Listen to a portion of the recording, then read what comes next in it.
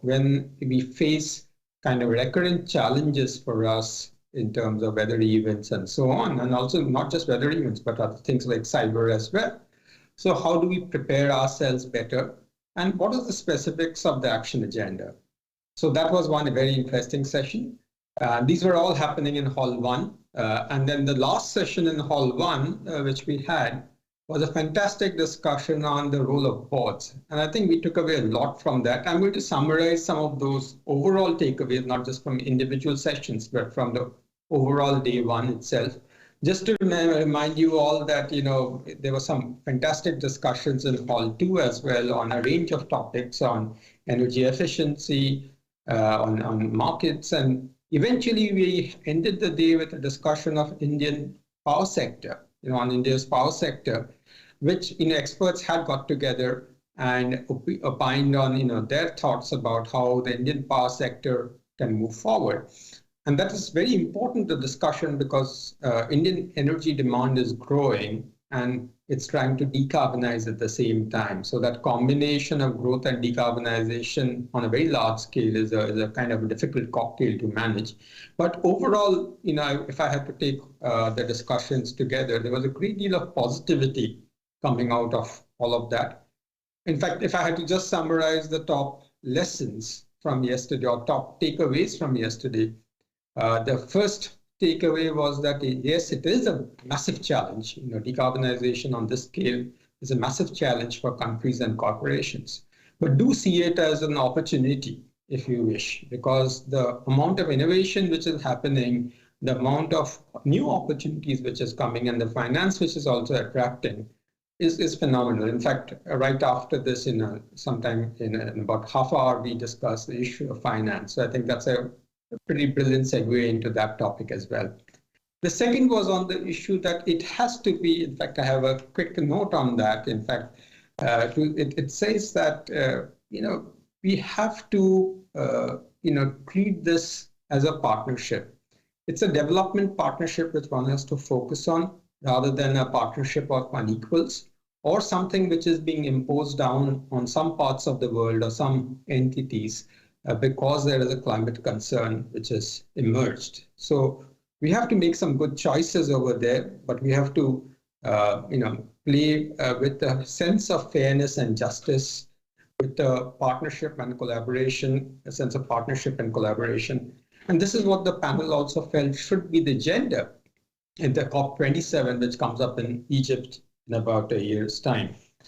Going on from there, the third takeaway, which I would say it was a big one, was on innovation. And innovation is a theme which we have seen playing out very, very strongly in the overall Enrich platform itself. And particularly if I look at the startup event which we had earlier and the awards were given yesterday, the kind of innovation which we are seeing on a range of topics relating to decarbonization is just wonderful. So I think there's a lot we are taking away from the whole innovation aspect of it. And the final thing which I wanted to call out is on the young, the contribution of the youth, the energy of the youth. I think, even if you take this conference, I think we have lots of people who are contributing to it, from on the panel yesterday, we had more than 45 panelists speaking across the day. We had 8 panels. There was a lot of activity which was in front of the audience, but then there was a lot happening behind.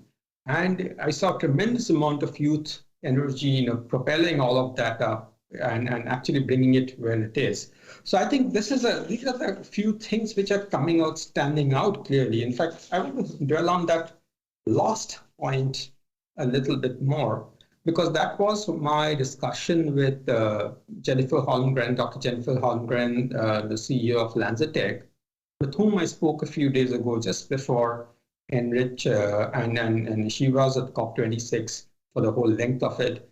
She and I were chatting up, and she mentioned that, when I asked her that, what is so different about this COP, she said a few things, but one thing she said stood out for her is that the youth of the world were speaking. And they were speaking sometimes, vocally, sometimes quietly, but always stridently. In fact, their voices are heard, and those are not negative voices. Those are voices which want to make a positive change, but also acknowledge the fact that we live in a world which is not an easy place, which is a difficult place. So as we start day 2, I want you to see that conversation before we go into the first panel of the day on financing and amidst this energy transition. So we will go to that conversation with Jennifer, please. Hello and welcome to this conversation at Enrich 2021 with Dr. Jennifer Holmgren, CEO of Lanstech. My name is Anish Dey. I'm the Global Power and Utilities Leader for KPMG. Dr. Holmgren is one of the clearest thinkers on environment, climate, and circular economy matters. I haven't seen anybody better than her, at least anybody explain these better than her to us.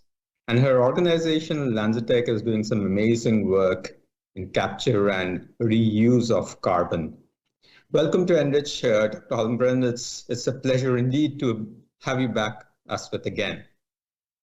Thank you, Anish. It's always a pleasure, and I appreciate the kind introduction. Thank you, and thank you again for being here. So as we start, how's your sentiment? Especially coming after COP. Are you positive about things? Are you cautiously optimistic? Rather negative or despondent? That's a great question. Well, first of all, what I would say is I always have hope. I have to have hope. And frankly, doom to me is the mind killer. So we cannot dwell in doom. Doom is, to me, a call to inaction. We just have to keep acting. Every single carbon when we don't put in an atmosphere is a person, an animal, something that we save. And we have to focus on what we can save and just keep working and working and working. Right. In fact, I've heard you say this before, that don't treat carbon as an adversary, it's a resource. That's how you have dealt with it. But, having spent those 2 weeks at COP, what are the top positives and negatives for you? Well, I would say that the top positive is the incredible amount of energy that the youth movement is bringing. It cannot be ignored. It is persistent, and I can see that it's having an impact in people understanding the urgency. I see it more than anything else because of the youth movement. That is what I saw was different, and a very, very big positive. I also see increasingly more and more energy from businesses. They used to just make net zero commitments. And the great thing is everybody's making net zero commitments, so that's really good. But the other thing that's happening is that corporations are realizing they need 2030 commitments too, and 2025. And so now I'm seeing a transition from we got to do something, but we don't know what, to we have ideas on what we need to do between now and the next few years. So those two to me are extremely positive. On the negative side, IPCC report says we have to reduce by 50% by 2030 if we're to have a chance of getting and staying below 1.5 by the end of the century. Even if all of the commitments made by governments, etc., are achieved, we're on a track for 16% reduction. We are not on the planet. We have not yet demonstrated the ambition that we need to achieve what we need to achieve. And that to me is a little scary. Okay. In fact, on the positive side, I thought that I saw the first time corporates own up the obligation of mitigation. Till now it was with governments, but I thought that I saw corporates own up the obligation of mitigation at large. And I think the other positive I thought is that the naysayers seem to have gone. I don't know whether with a political regime change again they'll be back, but at least for the moment we live with what we have. But overall, especially let's take the hard to abate sectors. There's a part about energy, which, people are focused on, rightly so. And then there are the hard to abate sectors. Are we making progress on the hard to abate sectors? Yes, absolutely. In fact, part of these commitments that you were just talking about from businesses come from the hard to abate sectors. We're seeing coalitions being formed for aviation, cement, steel, to show more ambition, a joint collaborative path to carbon reduction. That is actually a big deal. They're standing together and saying, okay, how do we solve the problem in aviation? How do we work together to make that happen? As opposed to you do your thing, I do mine. They all realize that there is a gap. In the hard to abate sectors, there is a technology gap in many cases, or an infrastructure deployment gap. And I've seen a lot of the leaders in these companies say, okay, this is pre-competitive. We're going to need to figure out how to get the infrastructure set up. We're going to collaborate, all of us investing in companies and technologies that will help us. I see more and more of that. So I actually think the biggest thing I saw when I said corporates and businesses are making commitments is the hard to abate sector leaders all stepping up. One gap that I think remains is we haven't figured out what or how to think about chemicals. We're thinking steel, we're thinking cement. Only the brands really are thinking, how do we make the stuff we wear? How do we make what we use in our daily lives? I see more there than a general realization that chemicals also need to be decarbonized. Yes, indeed. I think the chemical sector is playing a more and more important part of everyday life, and I think that's a good point that you make. I'm just wondering, given that I lead chemicals as well, or at least for a big part of our business in India, and I'm just wondering what action we should be thinking about to help on that. But let me switch a little and come to the other panacea is being talked about, hydrogen, and specifically green hydrogen. Now, is it progressing as much? Is it a panacea as you see, or for many of the things, ills or the challenges that we have? And especially on green hydrogen, what's your outlook? Well, so first of all, I don't believe there are silver bullets. I never have believed in silver bullets, and I just don't believe there is one. In fact, I worry that silver bullets tend to be causes for inaction, right? Because you're waiting for the perfect, which is the enemy of the good, and we don't move. We instead wait for some magic to appear. So I do worry a lot about how much discussion there is about hydrogen. I think some of that discussion, especially around green hydrogen, does not actually come to grips with the fact that creating hydrogen from water through electrolysis is a big user of water, is a big user of power, okay? Having said that, I would say that green hydrogen is an important enabler. Green hydrogen is going to enable some of the higher temperature applications. Green hydrogen is going to enable distributed production of fuels and chemicals, power to X as it's called.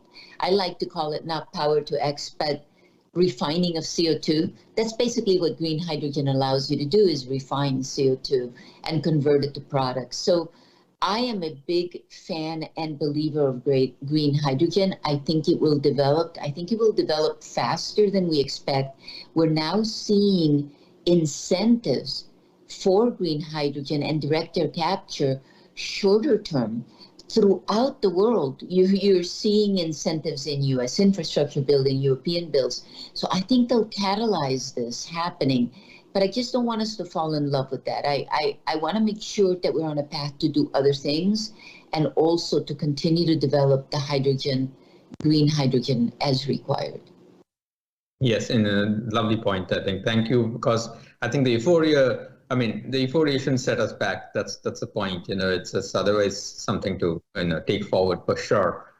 But just let's switch a little and come to circularity. This is the core of your work. are we making adequate progress on circularity? Because if we don't, then the demand on other resources is going to be really high. So it's not just CO2. We prioritize CO2 for sure, but then there are other resources that affect the planet. So how are you seeing progress on circularity? Yeah, actually, to be honest, this is where I see the most hope, Anish. 10 years ago, if you said circular economy, few people knew what you were talking about, right? Now everybody talks about circular economy. And what we like to talk about is circular carbon, right? Making that change at the fundamental carbon level. And I'm seeing that more and more people talking about it. I was just on a panel in Saudi Arabia with the Minister of Energy, and the entire panel was on circular carbon economy with investors and the minister himself. And we were all talking about this. And the first step is understanding that there's something to be done and starting to talk about the progress being done. So I'm actually amazed at how quickly circularity's come into play. And I see it mostly from the brands as well. I mean, in addition to what's happening with the core business in the chemical industry, which, as you said, you're most familiar with, and there is a lot of talk of circularity at the brand level. And the interesting part about that is all the brands are asking, what do I do with my post-consumer waste? And this was not a question being asked 5 years ago. And I think this is going to drive the change we need, because you're absolutely right.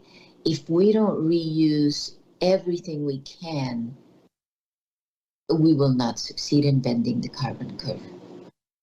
And that's an amazing point you made, because when it comes down to brand, there is ownership. When it is at the industry level, the ownership is diffused, but at the brand level, the ownership is much, much higher. That's really encouraging.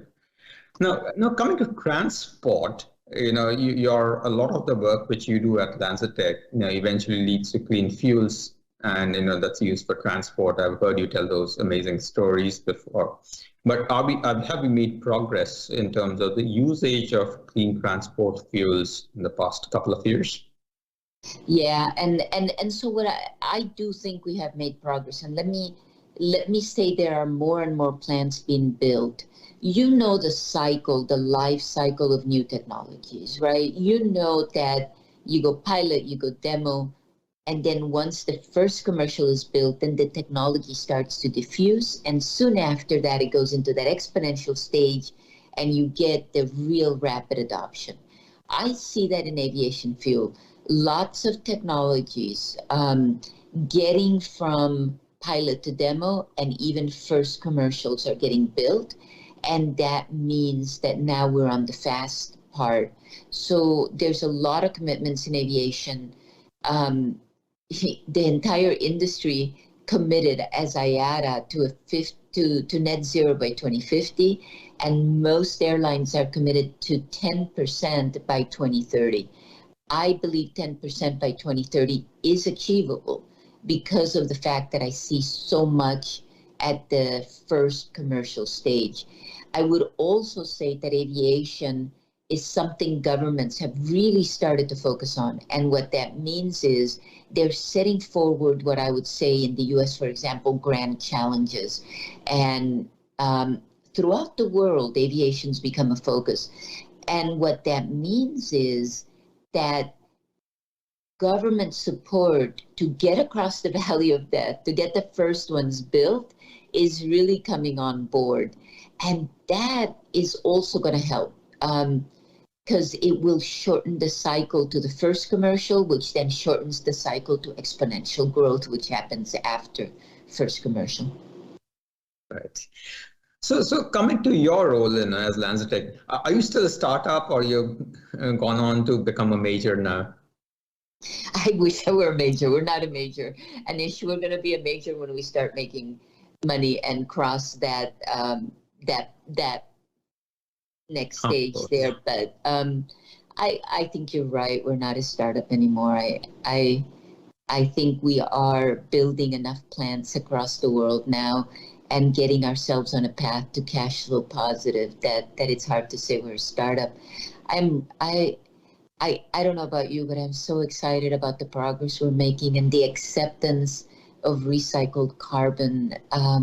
So many brands are partners, Lululemon on shoes, Borealis, BASF on the chemical side. I can make, the list is so long. Unilever, it's IGL, that's Indian glycols, of course, it feels really gratifying to see an acceptance of something so different. 10 years ago, something was so different. And thank you for your support, by the way. We appreciate all the people that are cheering us on and helping us get on with it. But are we seeing more of your kind? Are we seeing more startups, maybe different technologies coming in that space? Absolutely. Absolutely. I am seeing more people now believe and understand that gas fermentation is a way to recycle carbon.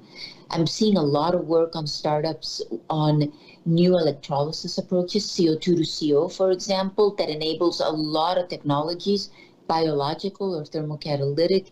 I'm seeing a lot of work on direct air capture. I'm seeing a lot of work on pyrolysis oils. Or green hydrogen. There's just the aggregate investments in new technologies. People are starting funds completely dedicated to reuse of carbon. It's taken off, and there's a new energy in the industry. And I think there's lots of things that you will see cross the valley of death in the next 3 to 4 years. Amazing. So with that as the context, do you see a future for coal in any kind? The big thing about COP26 was phase out of unabated coal, and I think the language got tinkered with. But the direction remains clear. But do you see a future for coal in any form? It depends on what you're using the coal for, right? If you're using the coal for power, I don't see a future for coal, unabated coal, for power production, because already in most jurisdictions, as you know, renewables are already at parity with coal, much less when you add the cost of abatement. So no, I don't see it in power production. But I really think that the reason we're having these debates is because we have not done enough of a job in remembering that things like coal bring a lot of jobs, and that we need to take care of the people that are working in those sectors. And what most people don't realize, in my opinion, is that coal employment is not just a person digging coal at the coal mine. It's also the railroad worker that's transporting the coal. There's a lot of elements in this supply chain that employ a lot of people. But I don't think for power production it's competitive. So we need to get on with the business of redeploying and employing people in the new approaches. And I would also say one thing, Anish. I think the days of centralized power production or centralized anything are gone. I know people in the process industry may not agree with me, but I really think if the future is about recycling, if the future is about waste, waste is distributed. And, one of the advantages of things like solar is that you do not need to build all of that centralizing infrastructure. So if you really want to give people that do not have access to power, then by the time you include the building the infrastructure to deliver power from a centralized coal plant or natural gas, and instead you focus on building out the distributed infrastructure, I think you actually get there faster. And I think the total investment will actually be lower. So I need for us to get out of this mindset that, it all has to look the same. The future has to look the same. We need to get people jobs. We need to get people access. This is the biggest fear. And this was one of the big problems at COP26, right? Is how do we ensure developing economies have as much access while we're reducing? So we've got to just get out of our box. We are not solving this problem unless we're willing to say we need to do it differently, which means coal has to be phased out. And frankly, I know a lot of the people in this room aren't going to want to hear it. It's the same for things like fossils coming out freshly out of the ground. I don't think that's the future. Right. So, do we have everything we need for that new future? Are all those technologies more or less there, and it's more about deployment, or is there something breakthrough that you're looking ahead in the future? I think for power, most of the technologies are there. In a distributed approach, you don't have to worry about batteries the way you do in a big centralized approach, right? So I think for power, we're there. I would say for everything else, I don't think all the technologies are there. But once we start mentally making the transition, I think we'll be able to deploy them very quickly. And this is what I mean. We just have to agree that we're about to build a new model, a new carbon economy. And we need to rethink what that really means and how we want to create that. Are all of the technologies there? No. But neither was all the petroleum that we wanted to use at the turn of the last century. So we just got to get on with it. Just get on with it. Right. So more or less, as we come to the close of this very interesting conversation, Jennifer, what is your big wish list from large energy producers and large energy users? Okay, well, that's a great question. Large energy producers, I would like large energy producers to think about a new world and what the advantages of that new world are. Because I think that we're taking this transition almost like an obligation, like a pressure to do something. And when you think of it that way, you are very incremental, right? If you open your mind, then all of a sudden you can create a new future where you can contribute in a very different way. And that's where the growth opportunities are. That is where you can have ambition to be a leader and to change things. So that's, to me, what I want from the producers. From the users, I don't think the users are the problem in a lot of ways. Already, like I said, the brands, the customers, everybody's starting to ask, what are you doing? Where's the carbon coming from? How do we transition? You look at big corporates like Microsoft and Amazon and the commitments they're making.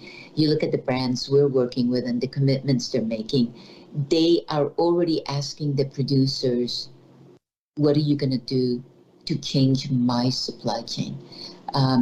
So it's really, I think, the supply side that needs to accelerate its transition. Fantastic. So, and in the closing, any other comment which you have, which our audience at Enrich 2021 should take note of? I think we have to agree that there is a willingness by people to change everywhere.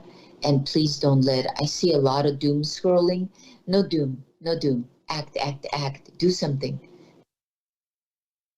Dr. Jennifer Holmgren, that was that's an amazing conversation, honestly. Every conversation with you throws new light, and it brings issues to real life. And this was, again, such a conversation. So thankful to you for this.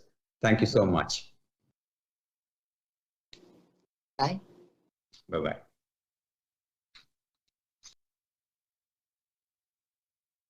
And that was an amazing conversation with Dr. Holmgren. I hold it very close to my heart. My intent is to remind myself every time about these issues by just visiting that conversation. I'm sure you have enjoyed that as well.